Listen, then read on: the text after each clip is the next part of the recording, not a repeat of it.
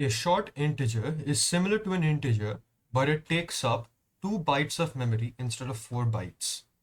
If I want to declare and initialize a short integer, I simply type int d equals 15.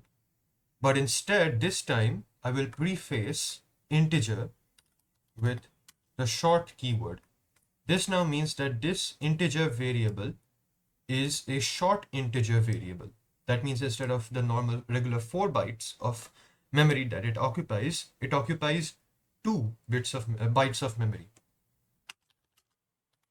Since it occupies 2 bytes of memory, we have the least value that can be instantiated in short integer as negative 32768, and the highest number is positive 32767.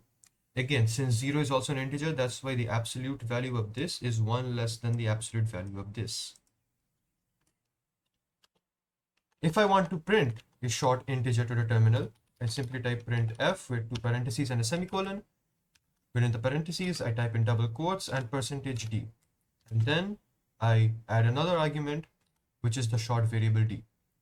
For short integer and the normal integer, we use the same %d to substitute the value with an integer. If I save this,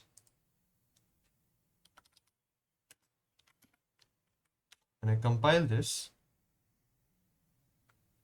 then I run this, we get the value of our short integer, which is 15.